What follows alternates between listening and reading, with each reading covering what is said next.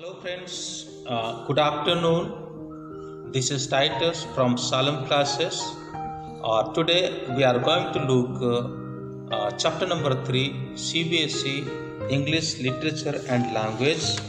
This is the second part of chapter 3. The name of the chapter 3 is Two Stories About Flying. Already part A that is uploaded in Hindi and also English. Today I am going to lecture you in Hindi और it will be uploaded.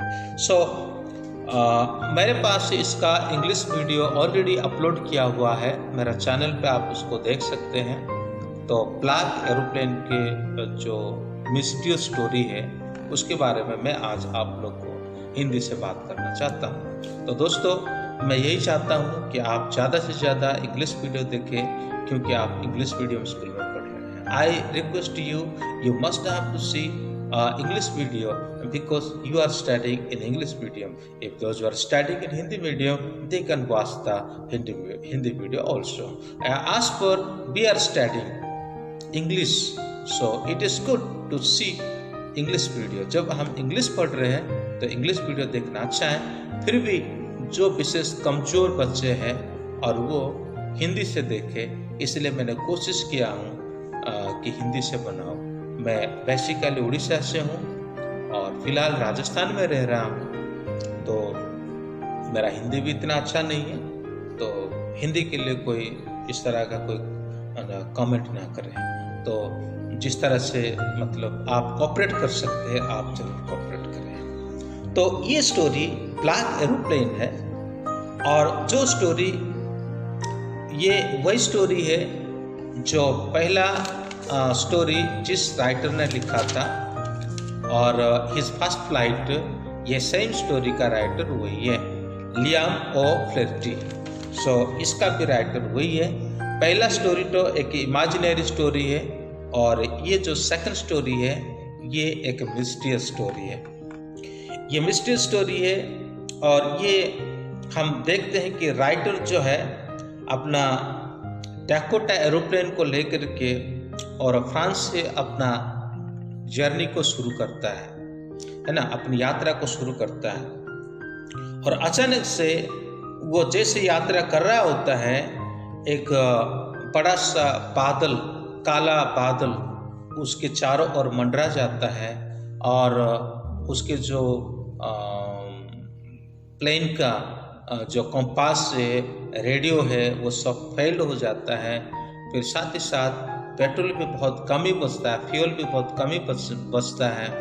ऐसे एक परिस्थिति में कैसा एक दूसरा व्यक्ति आकर के उसको मदद करता है, और उस व्यक्ति का मदद से वो एरोप्लेन में लैंडिंग करता है, एयरपोर्ट में लैंडिंग करता है. लैंडिंग करने के बाद उस व्यक्ति को ढूंढता है, उसे नहीं मिलता है. फिर जाकर के कंट्रोल रूम से पता करने के लिए कोशिश करता है. तो यही कहा जाता है कि आपके फ्लाइट के अलावा और आपके प्लेन के अलावा आज यहाँ पे और कोई दूसरा फ्लाइट नहीं था, आज यहाँ पे और कोई दूसरा प्लेन नहीं था.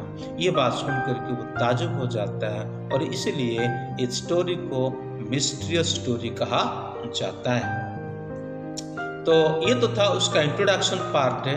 अब हम देखते हैं कि उसका समरी क्या होता है. मैं बार बार कहता हूँ, समरी को ध्यान से सुना करो, और ख़ास करके ये समरी जितना आप सुनोगे, समरी को जितना आप याद रखोगे, बड़े आंसर को अटेंड करने में आपको आसान होगी.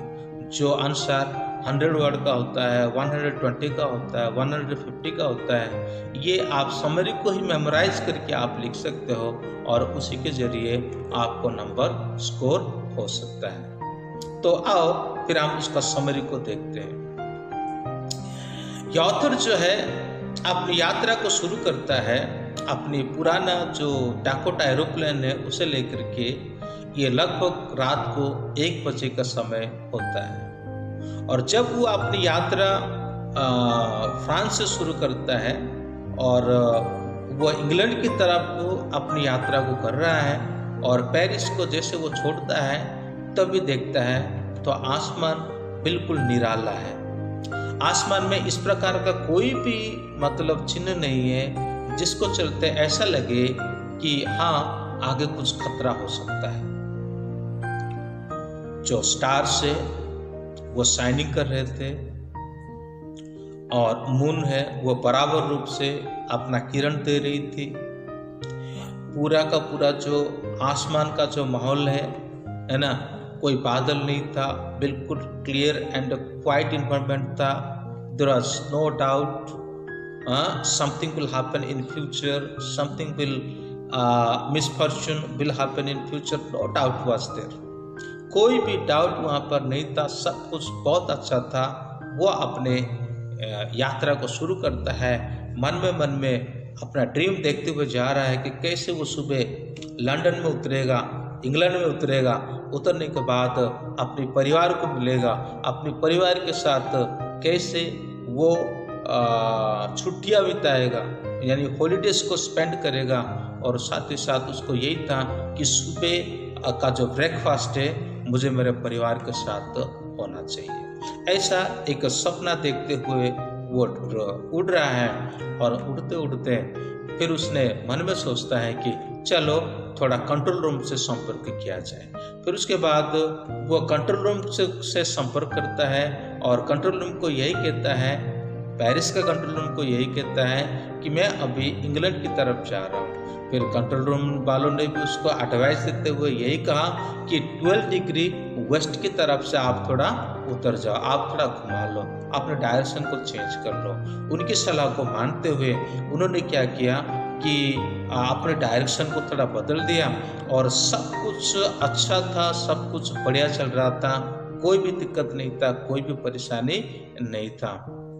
और फिर लेकिन अचानक क्या होता है कि इसके सामने जो है एक ब्लैक माउंटेन जैसा बादल उसके सामने आ जाता है, जबकि वो 150 किलोमीटर आगे जा चुका होता है ना, 150 किलोमीटर आगे जा चुका होता है। सो ऐसे परिस्थिति में उसको क्या दिखता है कि ब्लैक माउंटेन जैसा बादल दिखता है और स्ट्रॉर्म जो है ना वो बहुत ज़बरदस्त वहाँ पे होता है। फिर वो मन में सोचता है कि चलो मैं वापस अपनी घर की तरफ, मतलब अपने जहाँ से आया था वहाँ चला जाऊँ। लेकिन फिर भी मन में सोचता है कि चलो मैं थोड़ा रिस्क लेता हूँ, क्योंकि मुझे किसी भी तरह से अपने परिवार को मिलना है। जैसे वो जाता है, जाते जाते देखता है कि किसी भी तरह से कोई भी आगे का रास्ता उसको नहीं दिख रहा है। वो बिल्कुल इस तरह की जगह में फंस चुका है। फिर वो किसी भी तरह से कंट्रोल रूम को इन्फॉर्म करने के लिए अपना रेडियो को ऑन करता है, तो रेडियो भी खराब हुआ दिखता है। अपना वो किस दिशा में है वो देखने के लिए कोशिश करता है, तो उसका कंपास जो है चारों ओर घूम रही है, उसको पता नहीं चल रहा है कि वो कहाँ पर है। बहुत एक भयंकर सिचुएशन में अब वो है। एक निराश का कंडीशन उसके अंदर आ गया कि अब तो गया, अब तो कुछ मतलब कुछ अनर्थ होने वाला है। तो ऐसे परिस्थिति में एक नया एक आशा उसके सामने प्रकट होता है। क्या होता है कि साइड में एक दूसरा जो एरोप्लेन, ब्लैक एरोप्लेन हुआ आता है और आकर उसको इशारा देता है कि भाई आप मुझे फॉलो करें, है ना। इशारे से कहता है कि मुझे आप फॉलो करें। और राइटर भी देखता है कि वो ब्लैक एरोप्लेन है, उसके कोई लाइट भी नहीं है ना, पंखड़ियों में कोई लाइट नहीं है। चलो अगर वो कह रहा है, वो मुझे हेल्प करना चाहता है, तो चलो मैं उसका साथ ले लूँ। तो वो चलता है उसके पीछे पीछे। अब उसको लगता है कि हाँ अब 5-10 मिनट में मेरा फ्यूल खत्म होने वाला है। तो वो अचानक वो देखता है कि उसका जो फ्लाइट है, उसका जो प्लेन है, वो रनवे के ऊपर गुजर रहा है। और जैसे वो रनवे के ऊपर गुजरता हुआ उस इंग्लैंड के एयरपोर्ट में उतर जाता है, उतरने के बाद अपने उस दोस्त को धन्यवाद देने के लिए वो जाता है। लेकिन होता क्या है, वो दोस्त उसको दिखता नहीं, ना तो उसका प्लेन भी उसको दिखता है। फिर वो कंट्रोल रूम में जाता है, एक महिला वहाँ पे बैठी हुई होती है, उसको पूछता है कि मुझे उस मेरे दोस्त को धन्यवाद देना है जिसने मेरी जान को बचाई और अपने गाइडेंस के द्वारा मुझे यहाँ पर ला करके छोड़ दिया। तभी वो महिला मुस्कुराते हुए कहती है कि यहाँ तो ऐसा कोई नहीं है, क्योंकि आज के समय में और इस समय में आसमान में केवल आपका ही एकलौता प्लेन उड़ रहा था, उसके अलावा और किसी का प्लेन नहीं था। तो इस बात को सुनने के बाद नैरेटर जो है, राइटर जो है, ताजुब हो जाते हैं कि ये क्या हो गया। तो इसलिए इस स्टोरी को क्या है, एक मतलब मिस्टीरियस स्टोरी कहा जाता है। ये तो था उसका समरी। तो अब हम थोड़ा क्वेश्चन आंसर को डिस्क्राइब कर लेते हैं। एक तो क्वेश्चन आंसर देखेंगे जो एग्जाम से रिलेटेड क्वेश्चन आंसर होगा। So describe the sky when Dakota took off Paris. जब पेरिस को डैकोटा छोड़ता है और तभी वहाँ का वातावरण कैसा रहता है। When Dakota took off from Paris, the sky was quite clear. The moon was coming up in the east, and the stars were shining. There were no clouds in the sky. The climate condition was ideal. तो जब वो Paris का airport को छोड़ता हुआ होता है और तभी आसमान बिल्कुल निराला रहा और उसमें कोई भी ऐसा साइन नहीं था जिसके द्वारा कोई आगे कोई खतरा होने का संभावना होगा, ऐसा कि अंदाजा नहीं लगाया जा सकता था। आसमान बिल्कुल खुला था और साथ ही साथ और मून, स्टार, ये सब बराबर रूप से शाइनिंग दे रहे थे और स्काई जो है पूरा क्लियर कंडीशन में था। I will take the risk. Second question. What is the risk? Why does the pilot of the old Dakota take it? मैं रिस्क लूंगा और वो रिस्क क्या था और क्यों वो रिस्क लेने के लिए चाहा। The risk was of flying the old Dakota aeroplane into the storm.